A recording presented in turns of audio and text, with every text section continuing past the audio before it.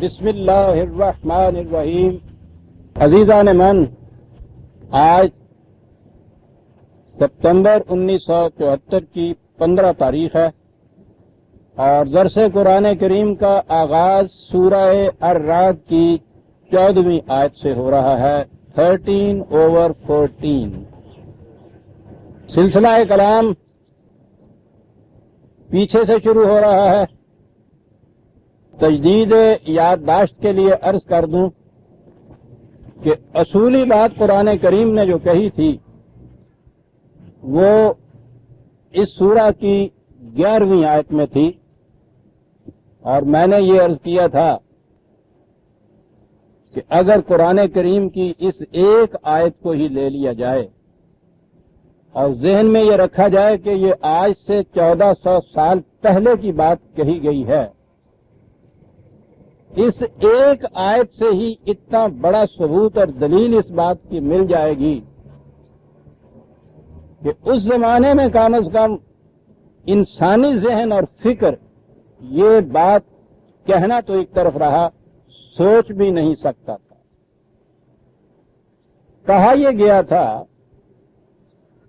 کہ قوموں کے عروج و زوال کی بنیاد کس بات پہ ہے، ان کی موت و حیات کا انحصار کس چیز پہ ہے، بگڑے ہوئے حالات قوموں کے سنورتے کیسے ہیں، ان کے احوال و ظروف میں تبدیلی کیسے پیدا ہو سکتی ہے۔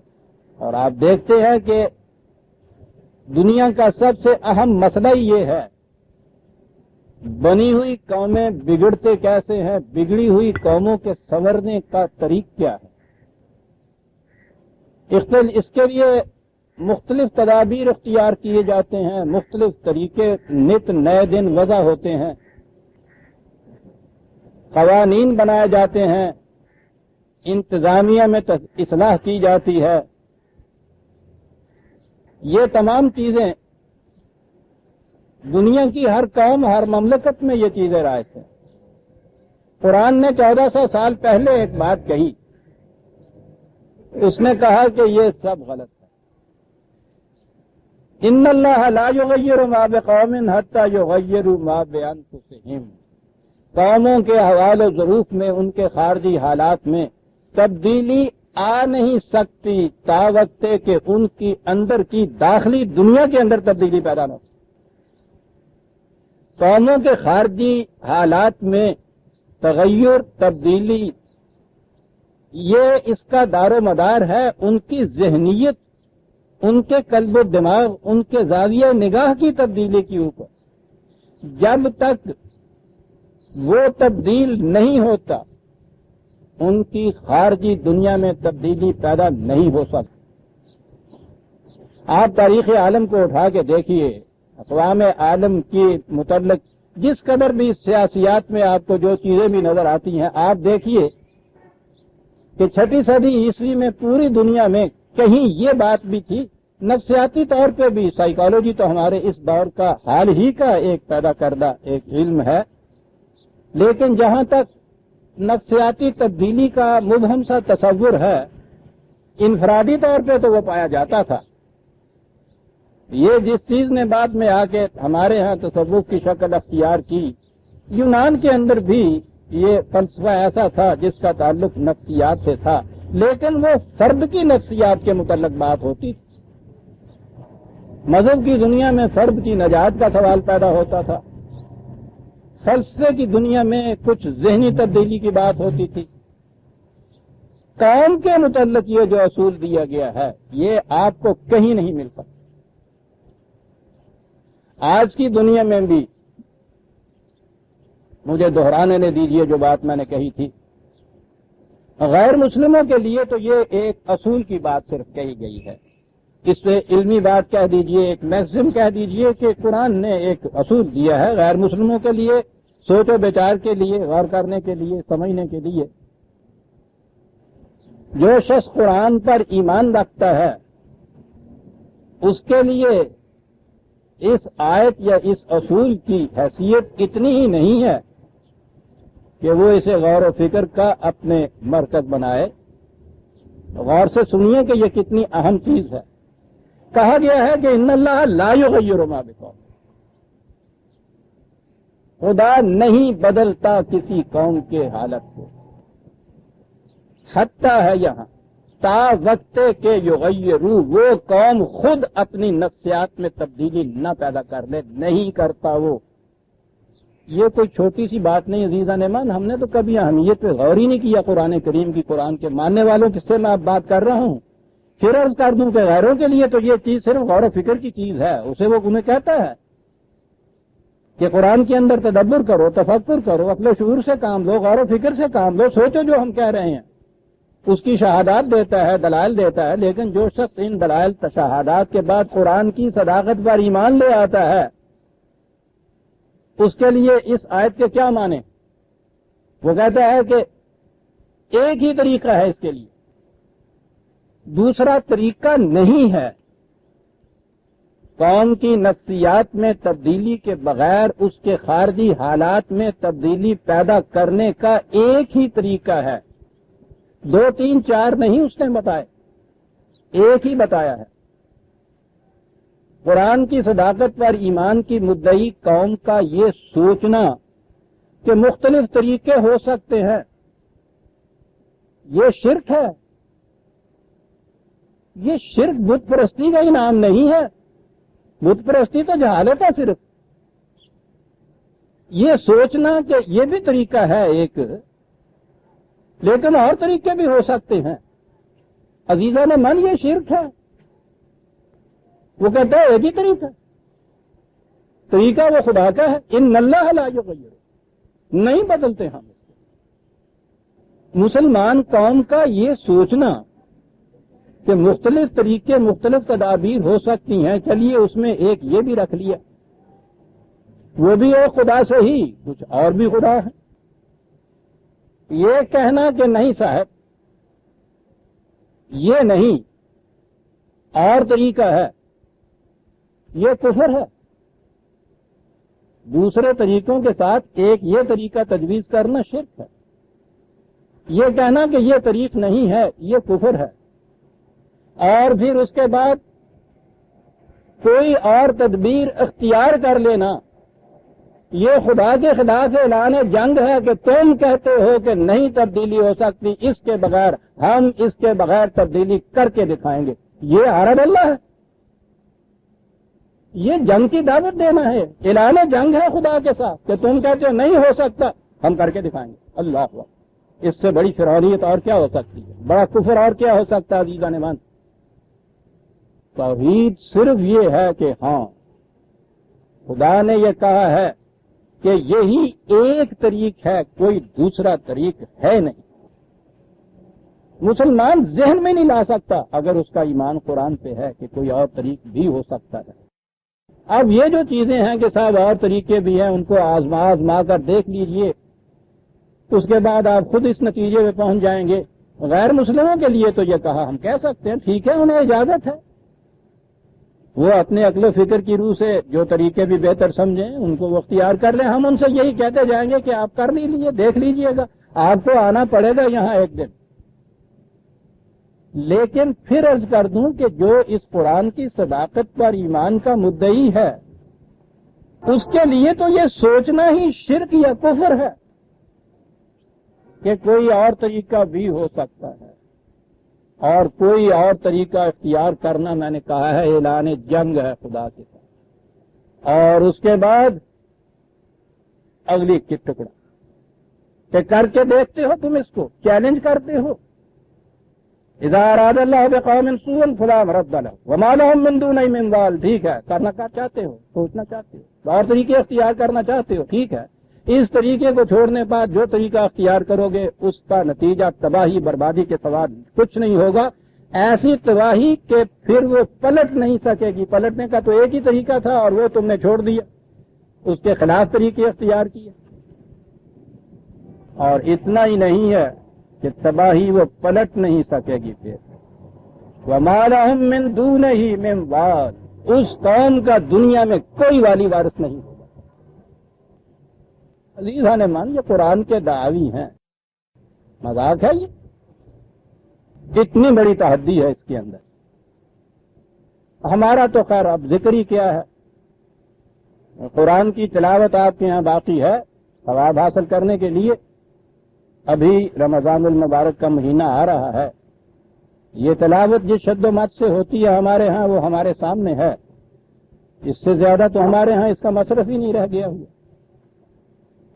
دوسری قومیں جنہوں نے عقل کے تجرباتی طریق کو اختیار کیا تھا، ٹرائل اینڈ ایرر کا طریقہ جسے کہتے ہیں، آہستہ آہستہ اپنے اس طریق کے ناکام نتائج کے بعد ایک کے بعد دوسرا، دوسرے کے بعد تیسرا، یوں طریقہ انہوں نے اختیار کیا.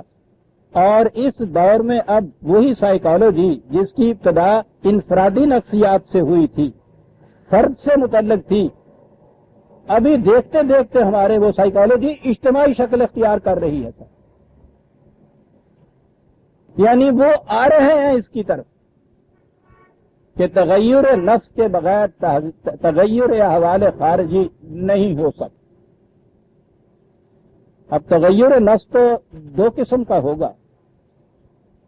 یاد رکھیے جسے نفسیاتی تغیر کہتے ہیں وہ ہے کیا بات. ایک نصب العین کا تعین، دلوں میں اس کے حصول کی آرزو، مقاصد، اس کے لیے خواہشات، یہ ساری چیزیں نفسیاتی ہیں. کیا آرزو پیدا ہوتی ہے آپ کے دل میں، کیا طلب ہوتی ہے، کون سی جستجو ہوتی ہے، ایک امنگ ہوتی ہے جو عمل کی مہمیز بنتی ہے. کوئی عمل سرزد نہیں ہو سکتا تا وقت کہ اس کے لیے آپ کے اندر ایک ارادہ پیدا نہ ہو، ارادے سے بھی پہلے آرزو پیدا نہ ہو، کسی کام کے لیے خواہش نہ پیدا ہو. آپ لیٹے ہوئے اٹھ نہیں سکتے، بیٹھ نہیں سکتے تا وقت کہ پہلے لیٹنے کے بعد بیٹھنے کی آرزو دل میں نہ پیدا ہو. یہ تو بڑی چھوٹی سی بات میں کہہ رہا ہوں، قدم اٹھانا تو اگلی چیز ہے. یہ جو دل کے اندر کسی چیز کے لیے آرزو کا پیدا ہونا ہے، یہ ہے تغیر نفس. اب یہ سوال ہوگا کہ وہ آرزو کس قسم کی پیدا ہوتی ہے. آرزو کے بغیر تو کوئی عمل بھی نہیں ہوگا. چور کے دل میں بھی پہلے ایک آرزو پیدا ہوگی کسی کے مال چرانے کی، وہ ادھر اٹھے گا. نفسیات میں یہ بھی ایک تبدیلی ہوئی.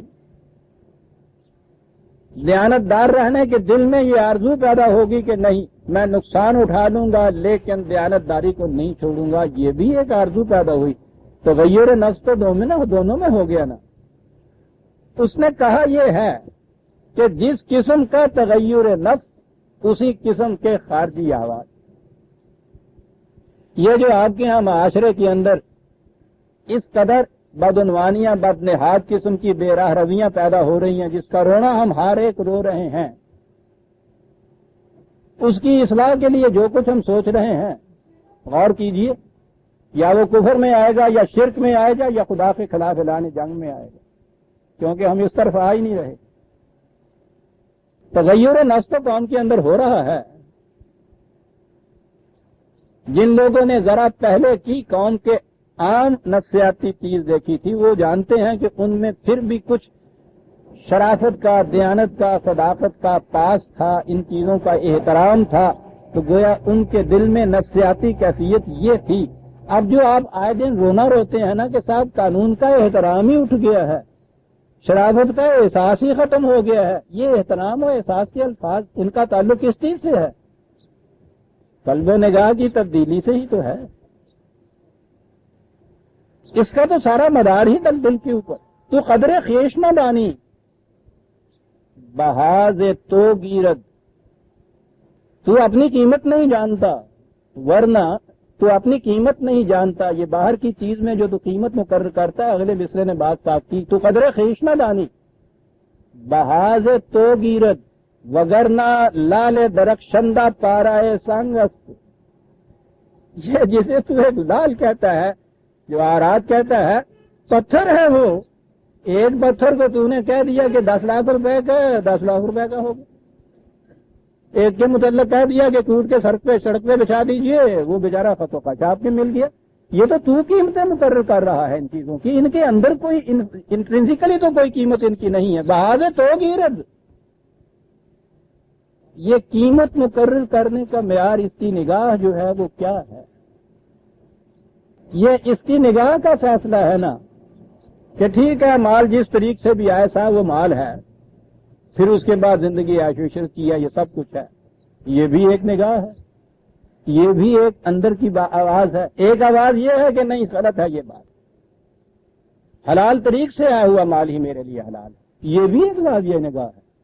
وہ مال تو وہی ہے، وہی نوٹ، وہی روپیہ، وہی اس کی لائی ہوئی چیز۔ میں کہا کرتا ہوں نا کہ چوری کے گھی میں اور حلال کمائی کے خریدے ہوئے گھی کے اندر لیبارٹری میں بھیج کے دیکھ لیجئے، اس میں کوئی فرق نہیں ہوتا۔ اس کے کنٹینٹس میٹیریل جو ہوتے ہیں وہ دونوں کے ایک ہوتے ہیں۔ میٹیریل باڈی یا فزیکل باڈی جو آپ کی ہے اس کے اوپر دونوں کے اثرات ایک ہوں گے، یہاں تک تو ایک ہی بات ہوگی۔ یہ جو چیز ہے کہ نہیں صاحب وہ چوری کا نہیں ہونا چاہیے، حلال کا ہونا چاہیے، یہ اگلی ایک قدر ہے۔ یہ ہے جس کا تعلق نفسیات سے ہے، جس کا تعلق آپ کی آرزوؤں سے ہے، آپ کے نصب العین سے ہے۔ آپ نے کیا قیمت مقرر کی ہے کسی شے کی، اس کا تعلق اس سے ہے۔ یہ نفسیاتی تبدیلیاں دونوں قسم کی ہیں۔ سب چیز ٹھیک ہے، سب چیز جائز ہے، اب تو آرام سے گزرتی ہے، عاقبت کی خبر خدا جانے، یہ بھی اندر کی ایک آواز ہے۔ اور یہ بھی اندر کی ایک آواز ہے کہ نہیں صاحب مجھے ان اقدار کے مطابق چلنا چاہیے، اس کی خلاف ورزی نہیں کرنی چاہیے، یہ بھی ایک آواز ہے اندر کی۔ نفسیاتی تبدیلی تو ہر حال میں پیدا ہوتی ہے۔ سوال یہ ہے کہ نفسیاتی تبدیلی پیدا کس قسم کی تبدیلی پیدا ہوتی ہے قوم کے اندر؟ جیسا کہ میں نے ابھی عرض کیا تھا، قرآن نے اگلی ہی آیت کے اندر، 2 آیتوں کے اندر وہ مثال دیتا ہے کہ کائنات کے اندر آپ دیکھیے جتنی بھی کائنات کی قوتیں ہیں ان کا نتیجہ تباہی بھی ہو سکتا ہے، ان کا نتیجہ تعمیر بھی ہو سکتا ہے۔ وَالَّذِي يُرِيكُمُ الْبَرْقَ خَوْفًا وَطَمَعًا، یہی گھٹائیں، یہی بادل، یہی بجلیاں، یہی ان کی کڑک، یہی ان کی چمک، کہا سوچئے تو صحیح، بجائے خیش تو یہ ایک طبعی فینومینا ہے جس کی روح سے گھٹائیں اٹھتی ہیں، بارش برستا ہے، سب کچھ ہو رہا ہے۔ کیوں یہ ایک وقت کے اندر اتنا تباہی کا موجب بن جاتی ہیں؟ دوسری طرف جائیے تو ان کا منفعت بخشیاں ان کی اتنی بڑی ہوتی ہیں۔ پچھلے ہی دنوں یہ بات ذہن میں میرے آئی، بارش باران رحمت ہوتی ہے۔ گزشتہ 15 دن میں ساری قوم کے دل میں رہ رہ کے یہ تمنا اٹھ رہی تھی کہ جس پہاڑی علاقے سے دریائے سندھ میں پانی آتا ہے تربیلا ڈام کے اندر جمع ہونے کے لیے، خدا کرے وہاں ان 15 دنوں میں بارش نہ کہیں ہو جائے۔ جس بارش کی ایک ایک بوند کے لیے ہم ترستے ہیں، اور مجھے یہ یاد آیا کہ اس سے ایک جمعہ پہلے ہمارے ہاں نماز استسقاء ادا کی گئی تھی، بارش کے لیے دعائیں مانگ رہے تھے ہم۔ اسی کے فوری بعد ایک حادثہ رونما ہوتا ہے، بعد اور ساری قوم دعائیں مانگنے لگ جاتی ہے کہ یا اللہ کہیں وہاں بارش نہ ہو جائے، اگر بارش ہو گئی تو تباہ ہو جائیں گے ہم۔ تربیلے سے لے کے اور کراچی کے دہانے تک سارا درمیان کا علاقہ تباہ ہو جائے گا اگر بارش ہو جائے۔ قوم جذبہ تشکر سے شکرانے کے نفل پڑھ رہی ہے کہ ان دنوں بارش نہیں ہوئی۔ وَالَّذِي يُرِيكُمُ الْبَرْقَ خَوْفًا وَطَمَعًا، انہی گھٹاؤں کے اندر جہاں اتنے سامان منفعت پوشیدہ تھے کہ دعائیں مانگتے تھے، وہی گھٹائیں تمہارے لیے اس قدر خوف کا باعث بن گئی کہ التجائیں کر رہے ہو خدا کے حضور کہ بارش نہ کہیں ہو جائے۔ کہا یہ کیا ہے؟ سوال یہ ہے کہ یہ فطرت کی قوتیں تمہارے مقاصد کے لیے کس طرح منفعت بخش ہو سکتی ہیں؟ مقاصد ایک تو وہی طبعی مقاصد ہے، ٹھیک ہے، یہاں تک کا حصہ جو تھا کہ تربیلا ڈام میں وہ پانی نہ آ جائے، طبعی چیز ہے۔ کہا آگے بھی ایک چیز ہے اس سے، اور وہ ہے اگلی آیت کا اگلا حصہ تھا۔ عزیزان من، میں نے پھر عرض کیا ہے نا کہ قرآن کو اس ربط سے پڑھنے کی کوشش کی، ورنہ آپ دیکھتے ہیں یوں ہی بے ربط سے ٹکڑے نظر آتے ہیں۔ تغیر نفس کی بات ہو رہی ہے اور برق اور رعد کے اس کے بعد گرج اور چمک کا قصہ آ رہا ہے، یہ کیا ہے؟ بڑا گہرائی کا۔ کہا جہاں تک ہمارے ان فطرت کی قوتوں کا اور ان کے مظاہر کا تعلق ہے، ہم نے انہیں بیسیکلی بنیادی طور پر تقریب کے لیے نہیں بنایا ہوا، یسبح الرعد بحمدہ، جیسا میں نے عرض کیا تھا کہ یہاں بحمدہ ہی یہ نہیں ہے کہ حمد کے ساتھ، ترجمے ہمارے ہاں کے میں نے گزارش کیا تھا کہ ان سے تو قرآن سمجھ میں نہیں آ سکتا کہ رات جو گرج ہے وہ تسبیح کرتی ہے خدا کی حمد کے ساتھ، ترجمہ ہے یہ. ساری عمر اس کے اوپر غور کر لیجئے جو کوئی بات سمجھ میں آپ کے آئے. میں نے گزارش کیا تھا کہ یہ جو ہے عربی زبان کی روح سے پہلے قرآن کو سمجھیے نا. جو اس نے کہا ہے کہ ہم نے اسے عربی مبین میں نازل کیا ہے تو وہ زور کیوں دیتا ہے اس پہ؟ پوچھیے ان سے کہ وہ جو زبان والے تھے کہ کیا کہتے تھے. میں نے کہا تھا نا کہ تسبیح کا تو لفظ ہی ان کے لٹریچر میں نہیں تھا عربوں کے اس زمانے میں، اور یہ جو دانے گرنے والی تسبیح ہے. فبا کے تو مانے ان کے ہاں تھے کسی مقصد کے حصول کے لیے پوری توانائیاں خرچ کر دینا، سرپٹ گھوڑے کی طرح، گیلپنگ کی طرح جانا، پورا ہاتھ مار کے تیراکی کا جو انداز ہوتا ہے اس کے لیے صباحت کے یہ لفظ. کہا ہمارے یہ مظاہر، یہ فطرت کی قوتیں ہم نے تقریب کے لیے پیدا نہیں کی ہوئی، یہ تو اپنی پوری کوشش سے سرگرداں رہتی ہیں. بے حمدہ ہی بیس کو اس کے تعلیم کے لیے کیوں نہ لیا جائے، اس مقصد کے لیے کہ خدا کے پروگرام کو وجہ حمد و ستائش بنایا جائے، اس کے لیے یہ فطرت کی قوتیں سرگرم عمل رہتی ہیں. یہ تو آگے تم کچھ انتظام ایسا کرتے ہو کہ جس سے یہ تباہیاں پیدا کر دیتی ہیں. وہ یرسل الصواعق فیصیب بہا من یشاء. اب جو تباہ ہونا چاہتا ہے تو وہ ٹھیک ہے، بجلی کڑکتی ہے باہر چلے جائیے، اسی طرح سے بجلی گرے گی تباہ ہو جاؤ گے. عمارت کے اوپر وہ لگا لیجئے تار ہے، محفوظ ہو جائے گی سر. وہ کہتا ہے یوری کو یہ باتیں تو تم اپنی آنکھوں سے دیکھتے ہو نا، آنکھوں سے دیکھنے والی بات تو تبھی ہو سکتی ہے. اگلی جو چیز ہے تسلسل میں یہ آئے گا، یہ سارا کچھ عزیزان من، وہاں تک پہنچوں گا تو آپ دیکھیں گے. کہا کہ ایک قدر یہ ہے کہ تم اپنا فائدہ سوچتے ہو، میرا فائدہ کس میں ہے، میرے کھیت کو کس طرح سے سرابی حاصل ہو سکتی ہے. یہ سالے گزشتہ کے جو سیلاب آئے تھے اس میں جو تحقیقاتی رپورٹیں آئی ہیں اس میں کیا بنیادی چیزیں آئی تھیں کہ صاحب اثر جو تھا اس نے اپنے باغات کو یا اپنے گاؤں کو محفوظ کرنے کے لیے ادھر کے بند میں شگاف کر دیا، اس لیے یہ تباہ ہو گئے وہ بچ گیا. یہ کیا ہوا ہے؟ میرا باغ بچ جائے خواہ ملک تباہ ہو جائے. اب یہ آیا زاویہ نگاہ، اور اس نے زاویہ نگاہ بتایا ہے آگے کہ اما ینفع الناس فیمکث فی الارض. یہ زاویہ نگاہ دیکھو یہ کہ نوع انسانی کی منفعت کس میں ہے. میری منفعت نہیں، تیری منفعت نہیں، الناس کی منفعت کس میں ہے. میں نفسیاتی تبدیلی کے متعلق عرض کر رہا ہوں. آرزو تمہاری کیا ہونی چاہیے؟ وہی پھر دوہرا دوں جو اقبال کا شعر میں نے کہا تھا، تیری دعا ہے کہ ہو آرزو تیری پوری، میری دعا ہے تیری آرزو بدل جائے. تغیر نفس کا ترجمہ یہ ہے کہ تیری آرزو بدل جائے. میری آرزو یہ ہے کہ دنیا بھر کی منفعت کی روشنیاں میرے لیے ہوں. وہ کہتا ہے آرزو کی تبدیلی یہ ہے کہ نہیں، یہ نوع انسانی کی منفعت بخشیاں ہونی چاہیے. بات ہی اتنی ہے. تیرا معیار یہ ہے کہ عزت و تکریم جو ہے یہ ان اضافی چیزوں سے ہوتی ہے. آج ہی کسی کو آپ وزارت کی مسند پہ بٹھا دیتے ہیں، دنیا بھر کے احترامات وابستہ اس کی ذات کے ساتھ ہو جاتے ہیں. ایک دن پہلے اسے کوئی نہیں پوچھتا تھا، آج ہٹا دیجئے دوسرے دن پھرتے ہیں میر خار، کوئی پوچھتا نہیں. اس عاشقی میں عزت سادات بھی گئی. یہ تھی تمہاری آرزو ہے. اس نے کہا کہ نہیں، تبدیلی بر نگاہ میں پیدا کرو. وَلَقَدْ كَرَّمْنَا بَنِي آدَمَ. تمام انسانی بچہ پیدائش کے اعتبار سے یکساں واجب الطاعت احترام ہے. کہا یہ نگاہ کی تبدیلی ہے، پیدا کرو اس کے آرزو بدل جائے.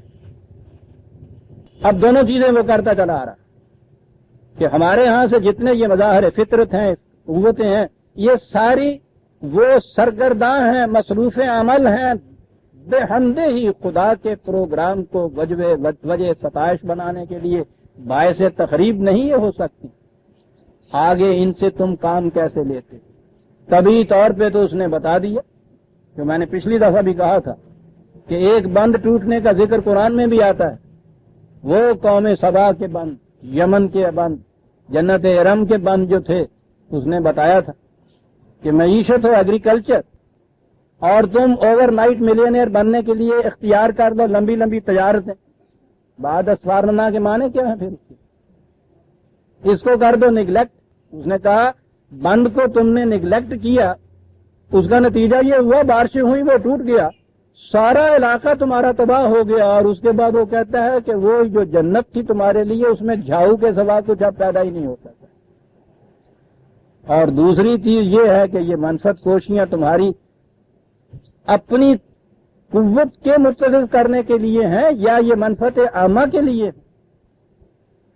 نفسیاتی تبدیلی کے معنی قرآن کی روح سے یہ ہوں گے کہ جو اقدار اور ویلیوز اس نے مقرر کی ہیں تمہارا نصب العین حیات وہ ہو جائے تو یہ تعمیر کے مطابق نفسیاتی تبدیلی ہوگی۔ اور اگر یہ چیز انفرادی ہوگی، خواہ ایک فرد کی ہو، ایک پارٹی کی ہو، ایک قوم کی ہو، ایک مملکت کی ہو، اس کا نتیجہ بعضکم لبعض عدو، ایک دوسرے کے دشمن ہو جاؤ گے۔ نفسیاتی تبدیلی ہے اصل شے جو ہے، اور اسی کا نام ایمان ہے عزیزان من۔ نفسیاتی تبدیلی کا مرکزی نقطہ کہ کیسی تبدیلی اندر میرے آنی چاہیے۔ اب یہ جو آرزو ہے جس کے بعد طلب اور جستجو اگلا مرحلہ ہے، دیکھیے صاحب تسلسل میں اب آ گیا میں اس آیت پہ جہاں سے آج کا درس شروع ہوتا ہے 14۔ کہا دونوں چیزیں دیکھ لی نا آپ نے، غلط استعمال سے تخریب ہوتی ہے، صحیح استعمال سے تعمیر ہوتی ہے، طبعی زندگی میں بھی اور پھر تمہارے ہاں کی انسانیت کی زندگی کے اندر بھی۔ غلط آرزو سے تخریب ہوتی ہے، صحیح آرزو سے تعمیر ہوتی ہے۔ اب آرزو اور آرزو کی بات ہو گئی، سوال یہ ہے کہ تمہاری آرزو کیا ہونی چاہیے؟ جو اس نے کہا ہے تیری آرزو بدل جائے، کیا ہونی چاہیے؟ لہو دعوت الحق۔ یہ دعوت کے معنی ہمارے ہاں وہی سچی دعا اسی کے لیے ہے، ترجمہ ہو جائے گا۔ کیا معنی ہوئے اس کے سچی دعا اسی کے لیے؟ یہ دعوت الحق، دعا کا جو ہمارے ذہنوں میں مفہوم ہے وہ مفہوم ہی نہیں ہے قرآن کی روح سے۔ دعا کے تو معنی بلانے کے ہوتے ہیں، طلب کے ہوتے ہیں، آرزو کے ہوتے ہیں، تمنا کے ہوتے ہیں، آواز دینے کے معنی ہوتے ہیں، ایک چیز جو ابھرتی ہے اس کے معنی ہوتے ہیں۔ یہ وہ شے جو کسی کے عمل کے لیے محرک کا جذبہ بنتی ہے، یہ اس کے معنی میں استعمال کرتا تھا۔ اور میں نے کہا تھا شاید دعا کا جب موضوع آیا ہے، عجیب و غریب چیزیں عزیزان مان اس قوم کی زبان کو سمجھیے قرآن سمجھنے کے لیے۔ یہ گوالے یہ کرتے ہیں دودھ والے، عام کسانوں کے ہاں بھی یہ چیز ہے جن کے ہاں یہ دودھ دینے والے جانور رکھے جاتے تھے۔ دودھ دونے کے بعد وہ تھوڑے سے چند قطرے دودھ کے باقی رہنے دیتے، آخری قطرے تک نچوڑ نہیں لیتے۔ یہ کاہے کے لیے ہوتا تھا؟ وہ قطرے جو رہ جاتے تھے وہ باہر نکلنے کے لیے تڑپتے تھے، متحرک ہوتے تھے، ان کے تحرک کی بنا پر وہ جو اوپر دودھ ابھی ہوتا تھا یہ حرکت اس تک پہنچتی تھی۔ ان کی حرکت جو تھی یہ نیچے والوں کے چھوڑے ہوئے کی، وہ اوپر والا جو دودھ تھا اس کو حرکت کے لیے آمادہ کرتا تھا۔ یہ جو نیچے قطرے چھوڑے جاتے تھے اس کو وہ دعوات کہتے تھے۔ اللہ اکبر، وہ شے جو تمہاری رکھی ہوئی توانائیوں کو حرکت میں لانے کا موجب بن جائے، یہ تھا جی دعا کا بنیادی مفہوم ان کے۔ قوت عمل تو اندر ہوتی ہے، بات تو اس کو متحرک کرنے کی ہے، اس کو متحرک کرتی ہے آرزو۔ لہو دعوت الحق، اب الحق کے مطابق جو طلب تمہاری جو ہو، جو آرزو تمہاری ہو، وہ کیا ہونی چاہیے؟ وہ اسی کا بتایا ہوا جو طریق ہے لہو۔ الحق کے معنی ہوتے ہیں ٹھوس تعمیری نتائج پیدا کرنا، جو آپ کی ضروریات اور آپ کے تقاضوں میں فٹ ان ہو جائے۔ یہ میں نے گزارش کیا ہے نا کہ یہ کوئی کیا چیز یہ نہیں ہے کہ یہ مفہوم کچھ میرے اپنے پیدا کیے ہوئے اپنے سمجھے ہوئے، بالکل نہیں۔ ان میں سے ایک ایک کے لیے سند ہے، بنیادی سند ہے اس زبان کی۔ اب تو ہمارے ہاں یہ دروازوں میں ہنجز لگے ہوتے ہیں نا، قبضے، جن سے دروازہ ادھر ادھر ہوتا ہے۔ اس سے ذرا پہلے، اور پتہ نہیں پہلے مکان آپ لوگوں نے کہیں دیکھے ہیں یا نہیں، ہم تو ان مکانوں میں رہتے تھے. وہ پرانے طرز کے مکانوں کے اندر یہ ہنجز نہیں ہوتے تھے. وہ دروازے کا اوپر اور دروازے کے نیچے، اب ساڈے انہوں پنجابی تو چوتھی کہندے ہے سانو، من پتہ نہیں سی یہ زبان کی کہندے ہے. وہ نیچے وہ ہوتی تھی، وہ لکڑی میں اتنا سا وہ گول سا سوراخ کیا ہوا ہوتا تھا، اس میں وہ اوپر والی جو چول تھی وہ یوں فٹ ہوتی تھی، اور اسی طرح سے اوپر دروازے میں ہوتی تھی، اوپر اس طرح سے ہوتی تھی، وہ اس میں فٹ ہوتا تھا، یوں ہوتا تھا وہ دروازہ. اور یہ جو دروازہ گھومتا تھا نا، یہ اس کے زور پہ ہوتا تھا. وہ دو چیزیں اس کے اندر فٹ ہو جاتی تھی تو دروازہ گھومتا تھا. اگر وہ فٹ نہیں رہتی تھی تو وہ دروازہ گھوم نہیں سکتا تھا. یہ جو اس طرح سے اس دروازے کا ان کے اندر فٹ ہو جانا تھا نا، یہ حقیقت کہلاتا تھا عربوں کی زبان میں.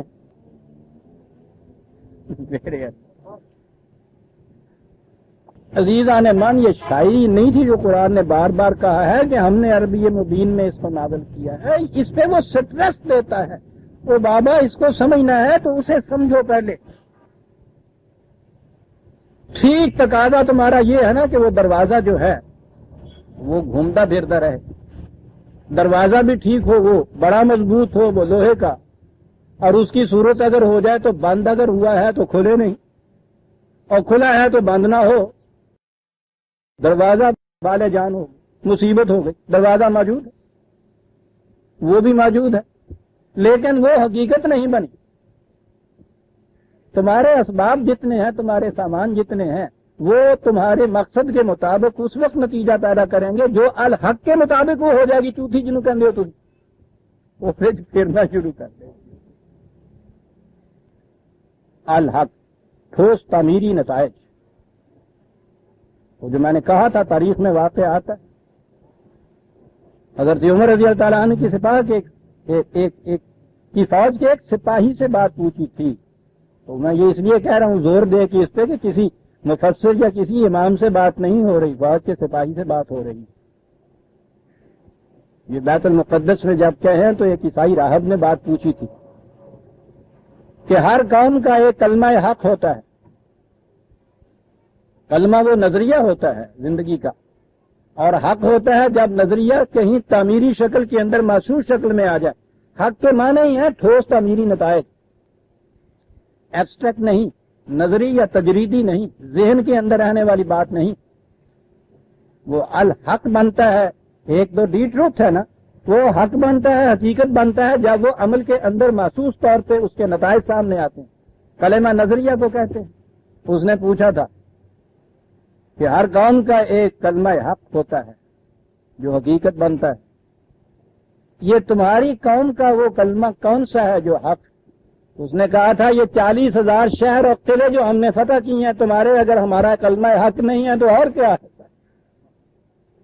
ہمارے نظریہ حیات کی زندہ شہادت لینا چاہتے ہو تو یہ حقیقت ثابتہ تمہارے سامنے آ گئی. اور اس نے کہا تھا کہ اگلی چیز یہ ہے کہ تم بھی شاید کہہ سکو کہ ہمارے ہاں بھی تو قلعے اور شہر ہوتے ہیں. کہا فرق یہ ہوتا ہے کہ تمہارے ہاں کے قلعے اور شہروں میں خود تمہاری اپنی قوم کا بھی محفوظ کچھ نہیں ہوتا.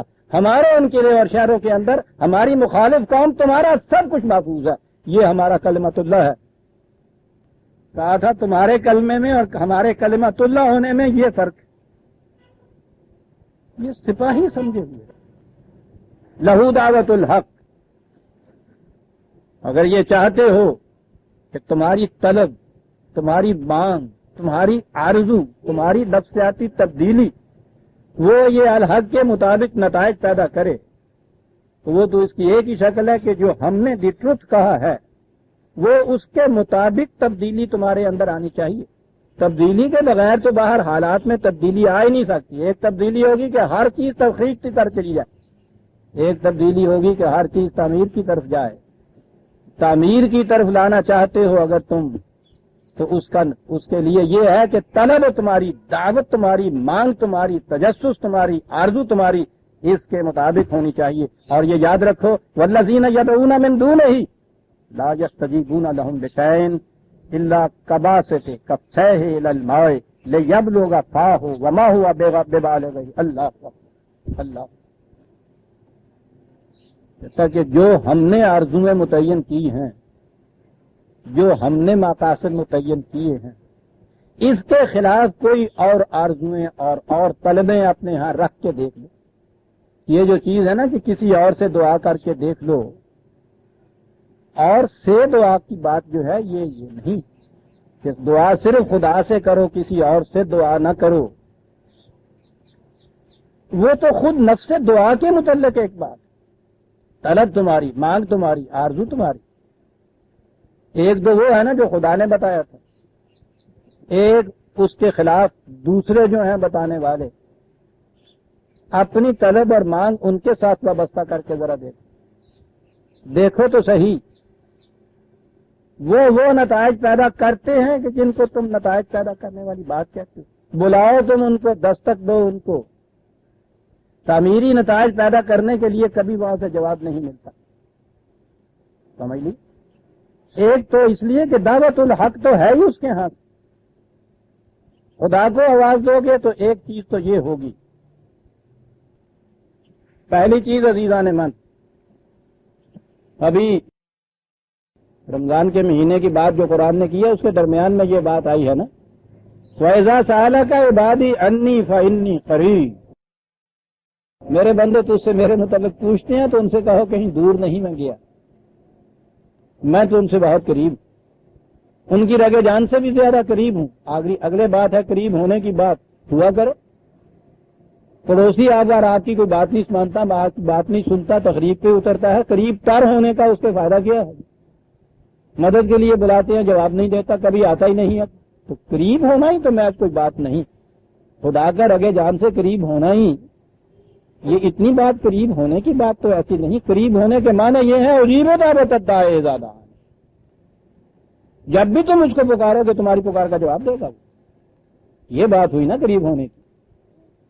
لیکن اگر مفہوم وہ لیتے ہیں کہ جو دعا مانگو وہ پوری ہوگی، تو ایسا تو تجربہ ہمارا اس کی خود تنقید کرتا ہے، تردید کرتا ہے، ہر دعا تو پوری نہیں ہوتی، کسی کی بھی نہیں ہوتی، تو یہ مانے دعا کے پورے ہونے کے تو نہیں۔ جب تم کھڑے ہو کے کسی دوراہے کے اوپر پکارو گے کہ صحیح راستہ کون سا ہے، غلط راستہ کون سا ہے، تاکہ ادھر جانے کی آرزو میرے دل میں جو ہے وہ پوری ہو جائے، جب بھی تم اس کو اس کے لیے پکارو گے تو اس کی طرف سے پکار کا جواب ملے گا، دروازہ کھلے گا، وہ بتائے گا صحیح راستہ یہ ہے اور وہ صحیح غلط راستہ وہ ہے۔ اور یہ بات کہاں سے ملے گی تمہیں؟ خدا کس طرح تم سے کلام کرے گا؟ کلام اللہ تو کتاب اللہ کو اس نے کہا، یہ قرآن ہے اس کی کلام، تم سے بات کرے گا یہ قرآن۔ ہمیں بلاتے ہو تو بات کرتے ہو نا، اور ہم سے بات کا جواب چاہتے ہو نا کہ ہم بھی تم سے بات کریں۔ عزیزان من، جسے اس نے کلام اللہ کہا ہے، خدا کی باتیں تو ہیں موجود، اور کیا چاہتے ہو؟ یہ جو میں پڑھ رہا ہوں یہ خدا نہیں باتیں کر رہا، مجھ سے تو اور کون کر رہا ہے؟ جب بھی تم مجھے بلاؤ گے اس کے بعد تمہارا انتظار ہوگا نا کہ سامنے سے کوئی جواب ملے۔ اسی کا نام کلام اللہ کہا ہے نا کہ حضرت موسیٰ نے وہاں کہا تھا جواب ملا تھا۔ چاہتے ہو نا کوئی جواب ملے؟ میری تو کیفیت یہ ہے، ایسا انتظام میں نے کر دیا تمہارے لیے۔ جب بھی کسی معاملے کے لیے مجھے پکارو گے کلام اللہ تمہارے پاس، میرا کلام تمہارے پاس موجود ہے، جواب دے گا۔ ضروری نہیں تھے عزیزان من کوئی سامنے آ کے ہی جواب دے، خط کسی کو لکھتے ہو اس کا جواب آتا ہے، جواب مل جاتا ہے یا نہیں؟ کسی کا لکھا ہوا آپ کے پاس اگر نسخہ موجود ہے، جب بھی کوئی مرض ہوتا ہے اٹھتے ہو اس میں سے جواب مل جاتا ہے یا نہیں؟ جواب ملے گا تمہیں۔ اس کے خلاف اگر کوئی چیز تم کرو گے تو تم یاد رکھو وہ جواب نہیں مل سکتا۔ کہا یہ کہ یہ بات جو ہے کہ اس سے تمہاری اپنی ایک تسلی ہو جاتی ہے، اطمینان ہو جاتا ہے، وہ تو فریب نفس ہے۔ کہا وہ اسی قسم کا ہی ہے جیسا کوئی شخص دریا کے کنارے کھڑا، پانی بھی موجود ہے، اس میں پیاس بھی موجود ہے، کھڑا ہوا ہے۔ عجیب محاکاتی انداز ہے نا قرآن کا۔ وہ پانی پینے کے لیے عام طور پہ ان صحراؤں کے اندر، ان جگہوں کے اندر وہاں کہیں پیالے تھوڑے رکھے ہوتے تھے، سبیلیں لگی ہوتی تھی، وہ پانی عام طور پہ اوک میں پیا کرتے تھے۔ آپ بھوک جنوں کہ میں نے ایوں کر کے ایوں ٹپ دی ہو نا تجھ کہنے کے ٹھیک ہے۔ کہا یہ ہے کہ پانی بھی بہ رہا ہو، پیاس بھی ہو، تم اس کے کنارے کھڑے ہو کے اس طرح بک ڈال کے کھلو جاؤ دعا سے آؤں مانگنے ہیں نا کہ ہوں گا وہ کبھی سوچیا بھی نہیں پہ دعا سے آؤں کو کرنے ہیں پیاسا پانی مانگنا نا قرآن کی یہ ساتھ جائے گا وہ کہتا ہے کہ یوں کر کے کھڑے ہو جاؤ دریا بہ رہا ہے بہ چلا جا رہا ہے قیامت تک بہ چلے جائے گا پیاس تمہارے اندر ہے لگی ہوئی ہے یہ سارا کچھ جو باقی تھا یہ کچھ بھی تم نے کر لیا ہے کہاں بھج جائے گی پیاس تمہاری آگے کچھ اور بھی تو کرنا پڑے گا کہا کہ وما ہوا بے بالغ ہی پانی ابھر کے تمہارے اس میں نہیں آئے گا ہاتھ میں تمہیں پانی کے سے جا کے پانی لینا ہوگا یہ ہے جی دعا کا مفہوم کس قسم کے محاکاتی تشبیہات ہیں عزیزان من قرآن وہ عرب کا بدو بھی اس بات کو جانے پہچانے آج کا سب سے بڑا فلاسفر بھی اس بات کو مانے کہ اس میں شبہ نہیں اسباب سارے موجود ہوں گے فطرت کی طرف سے دیے ہوئے یہ ان اسباب سے فائدہ اٹھانے والی بات جو ہے یہ تو تمہیں خود کرنی ہوگی کیسا صحیح انداز بات سمجھانے کا ہے دریا کے کنارے پیاسا کھڑا ہے کنارے پہ کھڑا ہے ہاتھ بھی یوں کیے ہوئے ہیں پانی پینے کے لیے کیسا کرتے رہو ہوگا کیا نہیں وہ ماں ہوا بے بالغ ہے وہ پانی تو اس کے منہ تک نہیں پہنچ سکتا جب لوگا فا ہو یہ ہے وہ اس آرزو میں کھڑا رہے کہ پانی اس کے منہ تک پہنچ جائے یہ نہیں پہنچ سکتا اس میں ایک بات کی کسر ہے وہ کسر یہ ہے کہ یہ ہاتھ تمہارا جو ہے یہ پانی تک پہنچنا چاہیے پانی تو اس کا دریا دریا سمندر سمندر بہتا چلا جا رہا ہے اس کے لیے کچھ تمہیں بھی کرنا ہوگا بہت کچھ تمہیں کرنا ہوگا وہ تو ایک ایسی ضرورت کو پورا کرے گا جو تمہارے بس کی بات نہیں تھی وہاں وہ آ جائے گا باقی سارا کچھ تمہیں کرنا پڑے گا بات میں سے بات نکل آتی ہے عزیزان من یہ نصرت خدا بندی جسے کہتے ہیں اللہ تعالیٰ کی مدد کا وہ آتی ہے اور یہ بھی ہے کہ اس کے سوا کچھ نہیں ہو سکتا ٹھیک ہے خدا کی مدد قوم منصور اس سے ہی مانگنا چاہیے مدد ملتی ہے پوچھئے ذرا ان زبان والوں سے وہی بات پھر جو میں جہاں آیا کرتا ہوں ہم نے تو نصرت کے معنی مدد کر لی اتنی ہی چیز ہمارے ذہن میں ہو نصر من اللہ و فتح کرنے خدا کی مدد ملے گی تو تھی اس کا نام بھی نہر ہوتا تھا ان کے ہاں اور یہ جو جنت میں نہریں بہ رہی ہیں یہ نہر چناب تھوڑی بہ رہی ہے یہ جو پانی کے نیچے نالیاں ہوتی ہیں شرابی کے لیے اس قوم کی تو یہ کیفیت تھی کنویں بھی نہیں ہوتے تھے زمین جو تھی جسے آپ بارانی کہتے ہیں یہ ساری بارانی زمین ہوتی تھی بارانی زمین کے اندر سب کچھ اس کاشتکار کو کرنا پڑتا ہے جو عام زمیندار کو کرنا ہوتا ہے زمین کو اس کے قابل بنانا ہوتا ہے محنت کرنی ہوتی ہے اس میں بیج صالحہ بونا ہوتا ہے ساری محنت کرنی ہوتی ہے ایک چیز اس میں باقی رہ جاتی ہے کہ وہ بارش ہو اس سے اس کی ساری کوششیں برآور ہوتی ہیں یہ جو اس طرح کی بارش ہوتی تھی بنجر زمین کے اوپر اس کو وہ نصرت کہتے تھے اسے ارض منصور کہتے تھے جس کے اوپر یوں بارش ہو جائے یا کبھی کبھار کہیں اور بارش ہوئی کیچمنٹ ایریا میں وہاں سے بہتی ہوئی کوئی ندی کوئی نالا تھوڑا بہت جو ہے وہ وہاں آ گیا مستقل بہنے والی ندی نالوں کو وہ نصرت نہیں کہتے تھے یہ جو بارش کے دنوں میں کبھی کوئی چڑھ آتی ہیں نا ندی نالے جو بہا کرتے ہیں برساتی نالے جنہیں کہتے ہیں عام حالات میں وہ نہیں آتے نہ ہی ان کے اوپر یہ ہوتا ہے بھروسہ کہ بہ رہی ہے یوں لیا جائے گا یہ جو اس طرح سے آ جاتا تھا یہ پانی جو ہے وقت کے اوپر اور یوں اس کی کھیتی جو تھی سیراب ہو کے ثمریاب ہو جاتی تھی یہ تھی جس کو وہ نصرت کہا کرتے تھے خدا کی نصرت لینے کے لیے آپ کو معلوم ہے کتنا کچھ کرنا پڑتا ہے بارش وہی اس کی ہو اس کے زمین کے اوپر جس نے زمین کو تیار نہیں کیا ہے زراعت کے لیے کوئی نتیجہ ہی برآمد نہیں ہوتا اس میں اتنا کچھ آپ کو کرنا پڑتا ہے آپ کو معلوم ہے کہ یہ اس کے لیے شرط کیا خدا نے قرار دی ہوئی ہے جی ہاں 47/7 47/7 या अय्युहल्लज़ीना आमनू इन तंसुरुल्लाह यंसुरकुम। फिर वही बात आ गई। वहां ये कहा था कि अगर तुम अपने हालात में तब्दीली पैदा नहीं करेंगे तो हम कभी तब्दीली पैदा नहीं करेंगे तुम्हारी कौम के हालात में, अगर तुम ये नहीं करोगे, और ये करोगे तो वो जरूर होगा। यानी ये उसका करना तुम्हारे करने के पीछे पीछे चलता है, मशरूत होता है तुम्हारे कुछ करने के ऊपर उसका करना।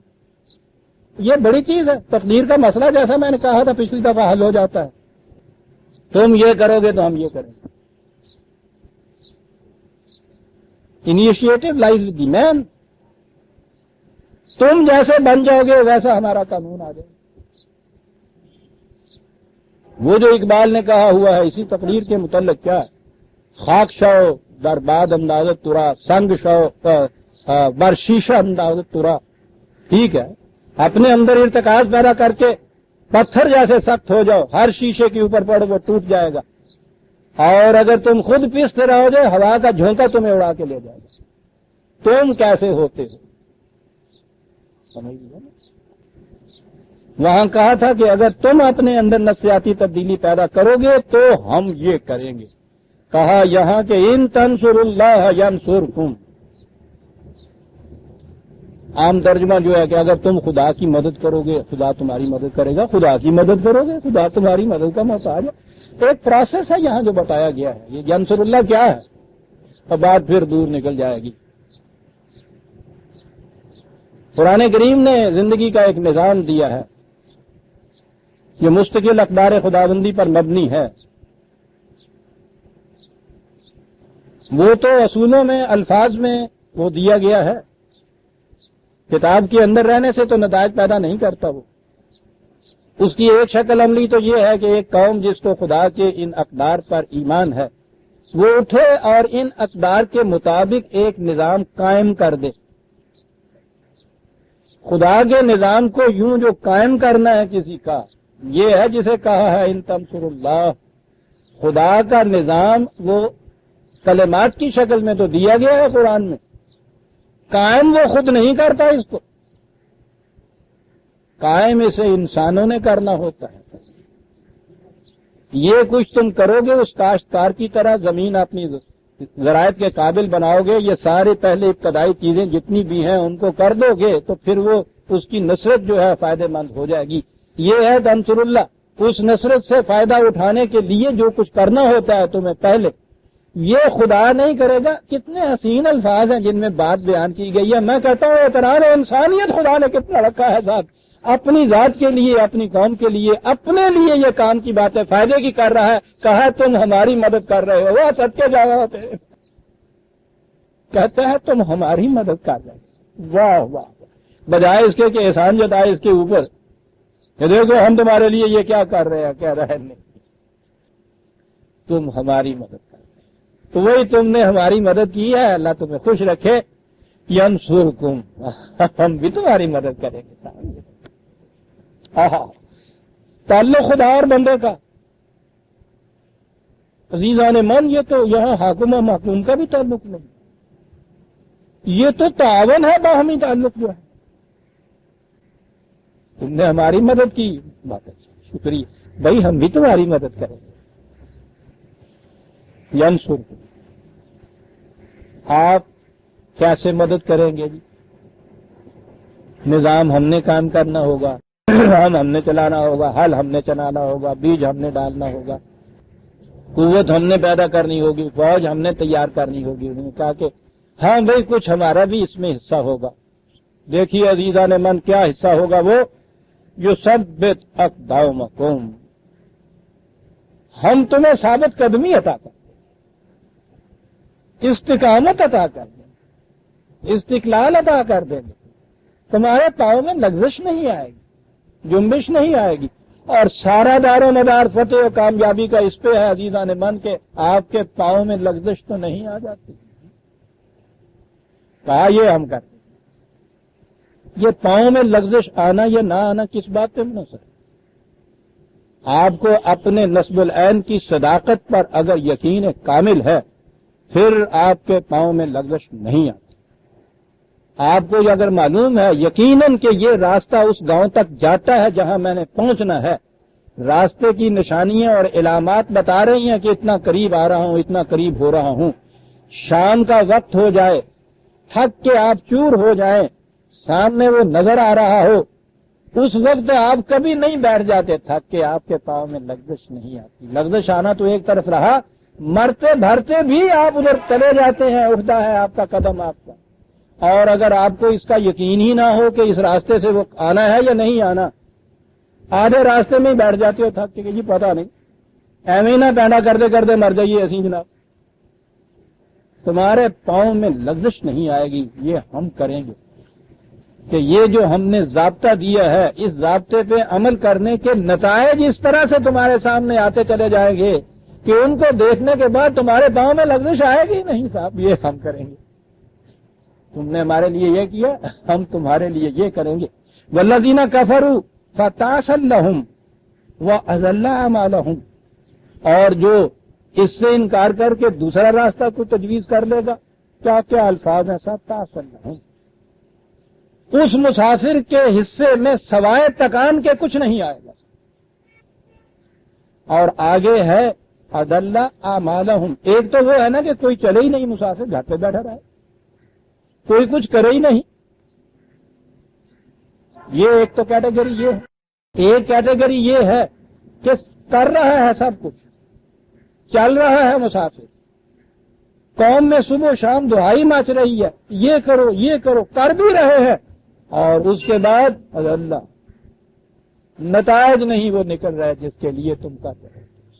تعسا لهم، اس مسافر کے حصے میں صرف تکان آتی ہے، نا امیدیوں کی تکان کا تو پوچھو نہیں عزیزان من، کتنی بڑی وہ چیز ہے۔ اور اس مایوسی کے بعد جو اندر سرکشی کا جذبہ پیدا ہوتا ہے، پاگل ہو جاتا ہے آدمی۔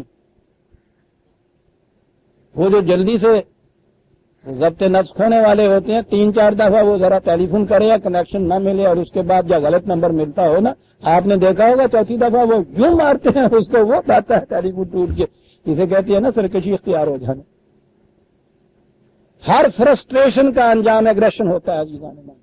یہ جتنی آپ سرکشی دیکھ رہے ہیں اس وقت معاشرے کے اندر، توڑ پھوڑ مار دھاڑ، یہ سب کچھ، یہ نہیں ہے کہ وہ سمجھتا نہیں طالب علم کہ یہ کچھ کرنے سے ہماری تباہی ہو رہی ہے، مایوس اتنا ہو چکا ہے کہ اس کا اگلا نتیجہ جو ہے سرکشی ہوتا ہے۔ ہمیں اگر نہیں پانی دیتے تو ہم تمہیں بھی پانی نہیں پینے، سرکشی ہوتا ہے۔ آپ کو معلوم ہے قرآن کریم نے شیطان کے لیے 2 لفظ استعمال کیے ہیں نا، ابلیس بھی کہا ہے اور شیطان بھی کہا ہے۔ ابلیس کے لفظی معنی ہے مایوس، شیطان کے معنی ہے سرکش۔ ابتدا اس کی مایوسی سے ہوتی ہے، انتہا سرکشی پہ جا کے ہوتی ہے۔ یہ جو ہے نا اضل اعمالهم، کہ کام کر رہی ہے، محنت کر رہی ہے وہ قوم، سب کچھ ہو رہا ہے، ساری محنت کی اس کسان نے، لیکن بیج ڈالتے وقت وہ گھن لگا ہوا بیج ڈال دیا سر، یا گیہوں کی جگہ جوب ہو دی، ساری محنت اسی طرح سے ہو رہی ہے، آخر میں تکان ہے یا اضل اعمالهم، کام بیکار ہو جاتے ہیں، بے عملی نہیں ہے یہاں کہیں، جہاں جہاں قرآن نے کہا حبطت اعمالهم کہا، یہ بیکار ہو جاتے ہیں۔ اوپر کہا تھا نا کہ ان تنصر اللہ،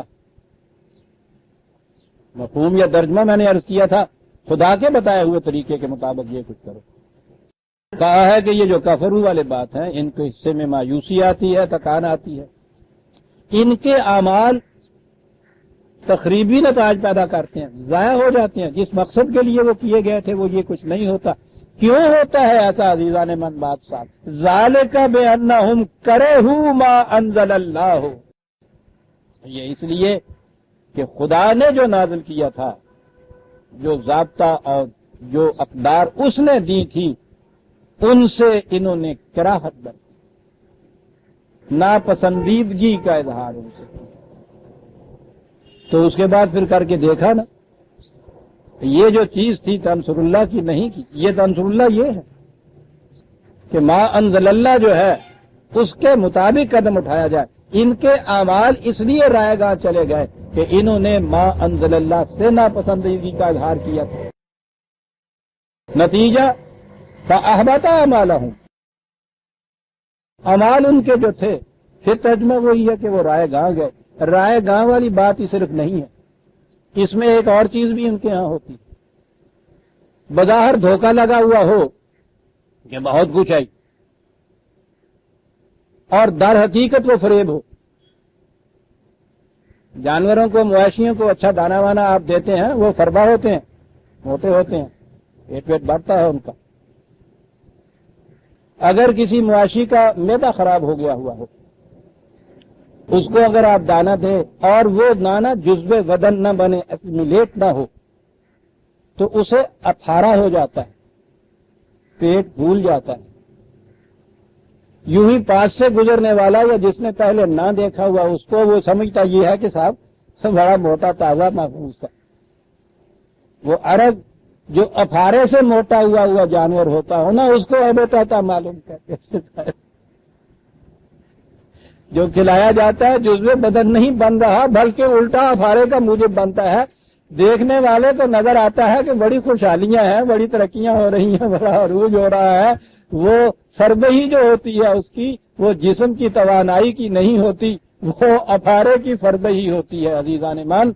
और अफारे का जो मोटापन होता है, इसी को वो फख्र कहा करते हैं। थन जड़े बड़े बड़े नजर आते हैं ना, तो मोटा हो हवाना तो दूध ना हो, इनू कहने सन फख्र करना किसी की हैबता मालूम। उनका खिलाया हुआ दाना जो है जुज़्वे बदन नहीं बनता, अफारा पैदा करता। कहा कि ये जो करे हु मां अंज़ल अल्लाह है, ये उसका नतीजा होता है अजीज़ान ईमान। बात अब साफ हो गई। नसरत है उस बारिश का नाम जो मां अंज़ल अल्लाह है। कुरान करीम ने बारिश के लिए मुनज़्ज़ल मिनस समा कहा है उसको। किसी में अगली आयत है ये अंज़ला मिनस समाए मान। एक तो तभी तार के ऊपर जो आपके यहाँ बारिश बरती है उसको नसरत से ताबीर किया खेती के लिए, और एक जो तुम्हारे यहाँ की अपनी किश्ते जान है, तुम्हारी जिंदगी है, कौमों की जिंदगी का जो खेती है, उसके लिए मां अंज़ल अल्लाह से कहा करे हूं, ये किताबुल्लाह हो गई है। तभी जिंदगी में मां अंज़ला वो बारिश थी कि जिसने इनकी बंजर जमीन को, इनके आमाल को नतीजा खेज बनाना था, वो भी मां अंज़ला है। और इनकी इंसानियत की दुनिया में जिन आमाल ने खुशगवार नताज पैदा करने हैं, वो भी मां अंज़ला है। उससे गिराहत बरतोगे, सब कुछ करने के बावजूद खेती नहीं पैदा होगी। इससे गिराहत बरतोगे, सब कुछ करने के बाद खुशगवार नताइज नहीं पैदा। तगय्युर नफूस, तगय्युर नफ्सानियत, कुरान ने इसे कहा। अपने अंदर तब्दीली पैदा करो अक़दार खुदाबंदी के मुताबिक। ये है अजीजान मन जिसे उसने दावतुल हक कहा। खुदा से ये तलब करो, आवाज इस चीज को दो कि जिस काम के लिए मैं उठा हूं, मुझे वो रहनुमाई मिल जाए कि वो काम मेरा सही नतीजा पैदा करे। अजीजान मान, इस रहनुमाई के लिए मोहताज होता है हर काम करने वाला किसी दलील का, किसी चराग राह का। ये चराग राह और दलील जो है रास्ते की, दलील के माने भी रोशनी होता है। ये है जो किताबुल्लाह, जो कुरान करता है। अजीजान मान, कहा है कि ये मांग के देख लो, इसके सिवा और चीजों को तलब करके देख लो, उसके मुताबिक अमल करके देख लो। वमा दुआउल काफिरीना इल्ला फी ज़लाल। जो इस असूल से इनकार करेगा, उसकी हर तलब और मांग, उसकी हर आरजू और तमन्ना सवाए इसके कि तकरीब पैदा करेगी और कोई नतीजा पैदा नहीं कर सकती। कितने हत्म यकीन से दो बातें कही। पहला असूल ये कि जब तक तुम्हारी अंदर की दुनिया में तब्दीली पैदा नहीं होती, बाहर की दुनिया में तब्दीली पैदा नहीं होता। पहला असूल, अजीम असूल कौमों की नवात और हयात के लिए। जो मर्जी खारिज में करके देख लो, कर रहे हैं ना हम अजीज़ान मान 25 बरस। ये चीजें खारिज में करना है आपको, खारिज में करना चाहिए उस नफ्सियाती तब्दीली के मुताबिक जो अंदर पैदा हुई है। पहली चीज तो वो है सर, वो पैदा होनी है। वो पैदा करो अक़दार खुदाबंदी के मुताबिक, मां अंज़ल अल्लाह के मुताबिक अपने अंदर तब्दीली पैदा करो। اس کے قرآن جب اترتا ہے اندر قلب میں آپ کے، تو وہ اقبال کہتا ہے کہ چوں بجاں در رست جاں دیگر شبد، زبان سے پڑھنے سے نہیں، حتیٰ کہ یہ محض ذہن سے فکری طور پہ بھی نہیں، جب یہ تمہارے ہاں کی اندر نفسیاتی دنیا کے اندر جب یہ اتر جاتا ہے جاں دیگر شبد، تو وہ کچھ اور ہو جاتی ہے، اور جاں چوں دیگر شد جہاں دیگر شبد، اور جب تمہارے اندر کی دنیا کچھ اور ہو جاتی ہے تو باہر کی دنیا کچھ اور ہو جاتی ہے۔ یہ تو شخص ترجمے کرتا چلا جاتا تھا نا قرآن کی۔ لا یغیر ما بقوم، ما بقوم، جو کچھ بھی ہے قوم کے پاس، حتیٰ یغیروا، حتیٰ کہ وہ قوم خود ما بانفسہم میں تبدیلی نہیں کرتی۔ وہاں ما بقوم ہے یا ما بانفسہم ہے، صاحب جہاں چوں دیگر شد جہاں دیگر شد۔ قرآن کرتا یہ ہے عزیزان من، اندر صحیح الحق کے مطابق تبدیلی پیدا کرتا ہے۔ کہتا ہے یہ نہ کرو گے، ما دعاء الکافرین الا فی ضلال۔ یہ کافرین کے معنی صرف یہی نہیں ہے کہ جن کو آپ نان مسلم کہہ دیتے ہیں، یہ تو یا ایھا الذین آمنوا سے کہا تھا ان تنصروا اللہ، یعنی ان سے بھی کہا تھا کہ اگر تنصر اللہ تم یہ نہیں کرو گے تو ہم نہیں تمہاری مدد کریں گے، ان سے کہا ہوا۔ قرآن میں کئی آیات ہیں جن میں کہا ہوا یا ایھا الذین آمنوا آمنوا باللہ ہے، یا ایھا الذین آمنوا ترجمہ عامی کیا جائے تو یہی ہوگا نا کہ اے ایمان والو، آمنوا باللہ ایمان لاؤ، تو یا ایمان والو کہہ کے تو مخاطب کیا جا رہا ہے۔ پھر یہ کیا چیز ہے؟ وہ ہے وہ چیز جس سے ہم اپنے آپ کو متعارف کراتے ہیں، قانون اور مسلمان ہونا جی الحمدللہ۔ یہ کہنے والے تو ہو گئے اس خطاب میں یا ایھا الذین آمنوا، اے وہ جو اپنے آپ کو مسلمان کی حیثیت سے، مومن کی حیثیت سے متعارف کرا رہے ہو، یہ تو ہو گیا جی آپ کا رجسٹریشن کارڈ اور آپ کے ووٹنگ کی لسٹیں اور آپ کے ہاں کی مردم شماریاں، یہ ساری کی ساری قوم مسلمانوں کی ٹھیک ہے، اس کا رہنا، اس کا مستحکم ہونا بھی ضروری ہے۔ پیالہ ہی ٹوٹ جائے گا تو شراب کس میں پیو گے عزیزان مان، یہ ضروری، لیکن اسی سے اگلی بات حاصل نہیں ہوتی۔ اے وہ جو اپنے آپ کو مسلمان کہلانے کے مدعی ہو، آمنوا باللہ، جسے ہم نے کہا ہے ایمان لانا، اس حیثیت سے ایمان لانے والی بات کی، اور اگلی چیز اس میں وہ یہی ہے کہ اتباع کرو تم خدا کے نازل کردہ کا۔ یہ نہ کرنے والا، میں نے ابھی عرض کیا تھا عزیزان من، جو یہ مانتا ہے کہ جو خدا نے ایک طریقہ بتایا ہے، ایک ہی طریقہ بتایا ہے اس نے قوم کی حالت کے خارجی احوال میں تبدیلی کا، کہ اندر کی دنیا کے اندر تبدیلی تمہارے پہلے نفسیاتی ہونی چاہیے۔ جو اسے نہیں مانتا ہے وہ کہتا ہے کہ ہم خارجی دنیا میں خارجی اسباب اور سامان سے تبدیلی پیدا کر لیں گے، اسے نہیں مانتا وہ کافر ہے۔ جو یہ کہتا ہے کہ ہاں یہ بھی ایک طریقہ ہے لیکن کچھ اور طریقے بھی ہیں، جیسا میں نے عرض کیا تھا، وہ شرک ہے، یہ کفر ہے۔ وہ کہا ہے کہ جو اس سے کفر برتتا ہے، جو ہم نے کہا ہے، وہ جو جس کو جی چاہے بلا لے اور جو جی چاہے کر کے دیکھ لے، نتیجہ ضلال ہے، راہ گم کردہ مسافر ہے، وہ سارا دن چلتا رہے گا، ہر قدم اسے منزل سے دور لے جائے گا، اور جو دوری منزل ہے عزیزان من سب سے بڑی مایوسی ہے۔ اس کے دل سے پوچھئے، اس کے جگر سے پوچھئے، آج جس کی منزل مقصود کل سے دور ہو، ضلال کے یہ معنی، اس کی آج کی منزل حالانکہ وہ کتنا ہی چلا تھا، آج اس کی منزل کل سے بھی دور ہو گئی، الا ضلال۔ کہا کہ یہ دیکھنا چاہتے ہو کہ ہمارے قوانین کے مطابق عمل کرنے سے کیا ہوتا ہے اور کس طرح سے اس کے اوپر عمل ہو رہا ہے؟ ایک تو تمہاری دنیا ہے جسے آپ انسانوں کی دنیا کہتے ہیں، ایک خارجی دنیا بھی ہے، یہ بھی ہمارے قوانین، بنائے ہوئے قوانین کے مطابق اطاعت گزار ہے۔ وَلِلَّهِ يَسْجُدُ مَنْ فِي السَّمَاوَاتِ وَالْأَرْضِ طَوْعًا وَكَرْهًا۔ ہاں، کیا دیکھتے ہیں کیا رب پیدا ہوتے چلے جا رہے ہیں، وہ شہادت لا رہا ہے، اور خارجی کائنات کے نظم و نسق ہر ایک خدا کے قانون کے سامنے جھکا ہوا ہے۔ کتنا ہی ساری رات کا تھکا ہوا سورج کیوں نہ ہو کہ تم لوگ تو سو رہے تھے اور میں تو امریکہ میں چمک رہا تھا، تم نہیں اٹھتے کہ صاحب کیوں نہیں اٹھتے کہ رات دیر سے سویا تھا؟ وہ کہتا ہے میں تو سویا ہی نہیں ہوں، میں تو ساری عمر میں نے آنکھ بھی نہیں جھپکی، مجھے آج ذرا تم جو 5:06 پہ کہتے ہو سورج نکلے گا، مجھے ذرا 7 منٹ پہ نکلنے دو، سوال ہی نہیں پیدا ہوتا اس کے لیے۔ یسجد للہ، اسے خدا نے کہہ رکھا ہے یسجد للہ۔ من فی السماوات والارض طوعا وکرہا، بڑی اہم آیت ہے عزیزان ایمان، اور آج تو میں مانگ کے بھی نہیں چھین کا زیادہ وقت لے لوں گا، آیت عجیب و غریب سامنے آ رہی ہے، سجدہ ریز ہے اس کے حضور۔ من فی السماوات والارض، سماوات والارض میں جو کچھ بھی ہے، آگے ہے طوعا وکرہا۔ طوعا تو ہوتا ہے بطیب خاطر، کرن ہوتا ہے مجبوراً کسی کام کے لیے کرنا۔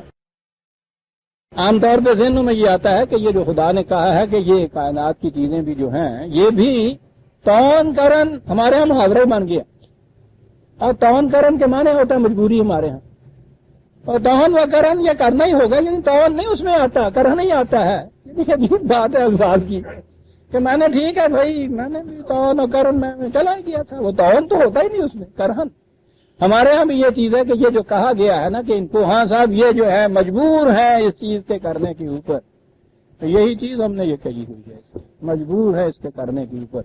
بات وہی ہے عزیزان من، قرآن کا جو انداز ہے تصریف آیات سے اس کا مفہوم سمجھ میں آتا ہے، وہ ہم طریقہ استعمال نہیں کرتے۔ سوال ہی نہیں ہے کہ یہ خارجی کائنات کی چیزیں خدا کے ہاں کا قانون ہو۔ کرہن تو مانے ہوتا ہے نا کہ دل اس کو پسند نہ کرے، کسی جبر کے ماتحت وہ کچھ کیا جائے، استبداد کے ماتحت کیا جائے۔ فرعون کی خدائی میں تو ایسا ہوتا تھا، خدا کی خدائی میں اس کی پیدا کردہ یہ مخلوق، یہ کائنات کی چیزیں، یعنی ان کی کیفیت سمجھنے کے لیے بھی صحیح ایسا ہوگا کہ وہ سورج چڑھنے کے لیے تو مجبور ہے، لیکن یہ چیز روتا ہوا بکتا ہوا گالیاں دیتا، سان ہی نہیں دے دیا کہ میں نہیں جانا اسکول، میں نے بڑی نیند آئی ہوئی ہے، کنوں بڑھ کے جگاؤں ہے، انہوں نے جانا تو ہے گا، وہ یہ جانا بھی کوئی جانا ہے گا، پر کون والی بات جو ہے کائنات کی چیزیں خدا کے احکام کی اطاعت اور وہ یوں کر رہی ہوں، عزیزان من میں ہماری بھول تھی۔ 41/11 41/11 ثم استوى الى السماء وهي دخان، لو میں اب کیا کروں، اب تو ہر بات اس میں سے ایک نئی بات نکل آتی ہے۔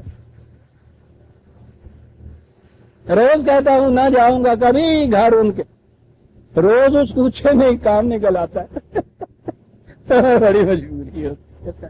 نہیں بھائی میں استحیاء و قانون پہ نہیں آتا، عظیم چیز ہے، عظیم چیز ہے۔ اس خارجی کائنات طبی کائنات کی تخلیق کے سلسلے میں سب سے پہلا درجہ صاحب پوچھو کسی سائنسدان سے، عزیزان مان پوچھو ڈنگڈن سے، سجدہ کرنے لگ گئے یہ کہنے کے لیے 1400 سال پیشتر یہ کہا جا رہا کہ ابتدائی کیفیت اس ٹھوس کائنات کی گیسز کی شکل میں تھی صاحب، کون کہے گا 1400 سال پیشتر آگے بڑھنا چاہیے، نیبولا گیسز کی شکل میں تھا، وہی دکان خیر۔ فقال لہا وللارض، یہ سماوات اور ارض دونوں اس میں آ گئیں، ان سے کہا گیا ارض یا طوعا و کرہا، تمہیں تو یہ اطاعت کرنی ہوگی ہمارے قوانین کی۔ یہاں لفظ آئے گا طوعا و کرہا، کیسے اطاعت کرنا چاہتے ہو؟ قالتا اتینا طاعنین، کرہن آپ نے کیا کہہ دیا، ہم تو بصرت چشم یہ کچھ کریں گے صاحب، ہم آنکھوں کے بال ارشاد تعمیل ارشاد کریں گے۔ طوعا، آپ کا یہ حکم، آپ کا یہ قانون، اور دل میں کسی قسم کی کراہت آ جائے سوال ہی نہیں ہوتا۔ طوعا طاعین، میں ابھی بتاتا ہوں کہ وہ جو ہے من فی السماوات والارض جس میں کہا ہے طوعا اور کرن، پھر وہ بات کیا ہوئی، کہا جو ہے اس نے یہاں تو یہ کہا کہ ان سے بھی کہا تھا طوعا اور کرن، انہوں نے کہا کہ طوعا، اور پھر ذہن چلا گیا ایک اور آیت کی طرف، وہ جس کے متعلق ایک غلطی چلی آ رہی ہے اور وہ شروع سے چلی آ رہی ہے، اور وہ ایسی چلی آ رہی ہے کہ اب ہمارے ہاں گویا وہ محاورہ ہی بن گیا ہے۔ آسماں بارے امانت نہ توانست توید، قرۂ فال بنا میں من دیوانہ زنن، دیوانہ ہوتا فرما گئے نا جناب کہ آسمان نے اس امانت کے بار بار کو اٹھانے سے انکار کر دیا، یہ قرہ پھر ہمارے دیوانے کے نام پڑا، ہم دیوانے کے نام پڑا یہ قرہ۔ آپ کے ہاں یہ سارا چلا آ رہا ہے کہ خدا نے یہ امانت پیش کی زمین آسمان کے اوپر، اور انہوں نے اس کے اٹھانے سے انکار کر دیا۔ وہ کہہ رہا تعین انہوں نے کہا تھا کہ ہم یہ کریں، انکار کر دیا۔ پھر آگے انسان نے اس کو اٹھایا، تو اس کو شکر کرنا چاہیے تھا نا کہ ہم نے یہ پیش کی ان سب کے سامنے ہے، تو سب نے کہہ دیا کہ نا بابا ہمارے بس کی بات نہیں ہے، انکار کر دیا۔ کوئی ایک آیا اس نے کہا کہ یہ تو بڑی بری بات ہے، صحابہ کی معاذ اللہ عام گفتگو کر رہا ہوں کہ کی منہ لگے کہا جائے گا کہ صاحب یہ گل کسی منی نہیں، اچھا بھائی کوئی گل نہیں آگی میرے سر پہ رکھ دے گا۔ اب میں آیت کے معنی میں جاؤں کیا کہتے ہیں یہ لوگ اس کے ترجمے میں۔ آیت ہے یہ 33/72، انا عرضنا الامانۃ علی السماوات والارض والجبال فابین ان یحملنها واشفقن منها حملها الانسان، ہم نے اپنی امانت کو عام ترجمہ پیش کیا زمینوں کے سامنے، آسمانوں کے سامنے، پہاڑوں کے سامنے، انہوں نے ریفیوز ٹو، اب ہے نا لفظ ہے ابا، جی ہاں اس کے اٹھانے سے بالکل انکار کر نہیں اٹھائیں گے، وہ ڈر گئے اس امانت کے اٹھانے سے، نہیں اٹھایا حاملہ الانسان نے کہا جسے تیرا کوئی کلی نہیں تیرا مائی چکتا نا سامان جڑا ہے گا تے تو ترلے لینی پھر دی گئی ہیں تو کوئی گل نہیں سمائی میرے سر تے رکھ دے میں لا کہے گی نا کہ بیٹا تیرا بھلا ہو جیندا رہو بڑا میرا کام کیتا۔ انسان نے اٹھایا انہو کانا ظلوما جہولا ظالم جاہل دیزانے من کیا عرض کروں کیا ہو رہا ہے ہمارے یہ مقام یہ کہنے کا ایک لفظ عربی زبان کا ان سے پوچھئے کہ جسے حمل امانت کہتے ہیں اس کے معنی کیا ہوتے؟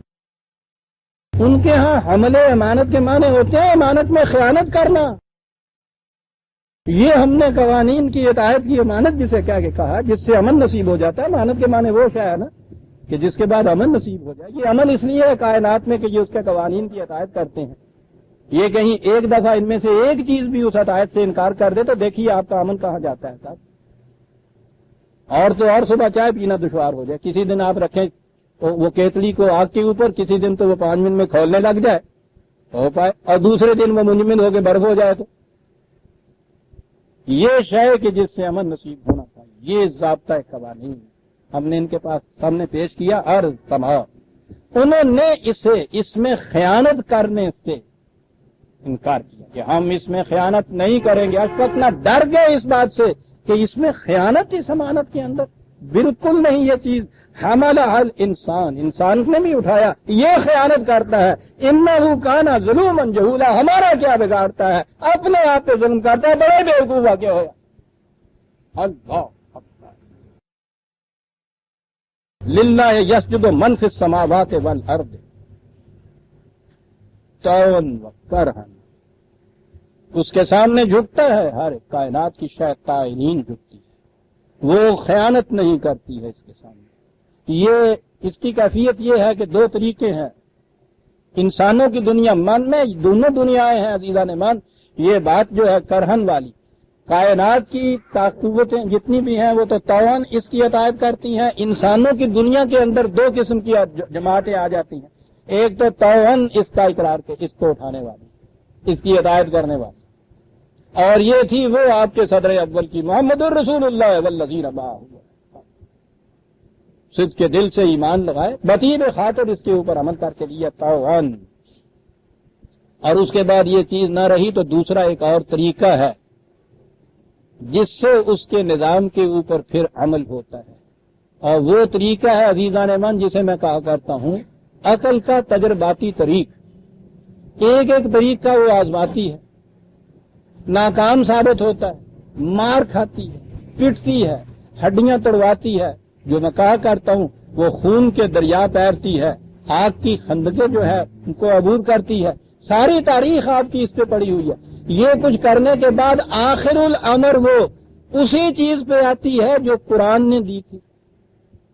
ساری تاریخ انسانیت 6000 سال کی عزیزان من ٹرائل اینڈ ایرر کی روح سے تاریخ ہے اس بات کی کہ جس نے اس کو تعاون نہیں مانا ہے اس نے عقل کے ان تقاضوں کی روح سے، اور اسے میں زمانے کے تقاضے کہا کرتا ہوں، زمانے کے تقاضے مار مار کے ادھر لے آتے ہیں، انسان کو مجبور ہو جاتا ہے اس کے ماننے کے اوپر۔ یہ تعاون اور کرہن کیوں مانتے ہیں؟ تعاون وہ مانتا ہے جو ایمان سے اس کے اوپر بطیب خاطر عمل کر لیتا ہے۔ اگر یوں نہیں مانو گے کرہن منوائیں گے تمہیں، ماننا پڑے گا تمہیں، زمانے کے تقاضوں سے مجبور ہو کر کرہن کے یہ مانے ہوئے صاحب۔ انداز ملوکیت آپ نے ایجاد کیا اپنے ہاں حکمرانی کا، جب سے انسان نے آنکھ کھولی دیکھتے چلے آئے، وہی انداز تھا آپ کے یہاں، انسانوں کو انسانوں پہ حکومت کرنے کا حق، ایک انداز تو ایک بادشاہ، ایک مستبد حکومت، یہ ایک چیز بادشاہت جو تھی آپ کے یہاں کی۔ تعاون اس کو مٹایا، محمد رسول اللہ والذین معہ صلی اللہ علیہ وسلم ورضی اللہ تعالی عنہم نے تعاون مٹایا اس کو۔ آپ نے خیانت کی اس امانت کے اندر، پھر ملوکیت ہو جاتی ہے۔ زمانے کے تقاضوں نے مار مار کے دنیا کی قوموں کو اس طرح وہ لے آئی، اب ملوکیت دنیا کے اندر کہیں باقی نہیں رہی ہے۔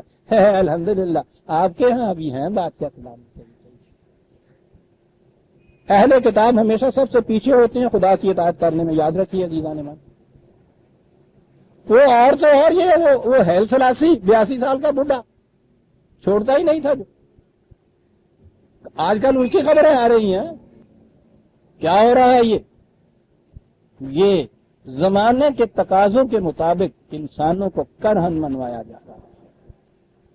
تمہیں تو یہ اس کے سوا چارہ کار کوئی نہیں ہے، یہ کیا جا رہا ہے۔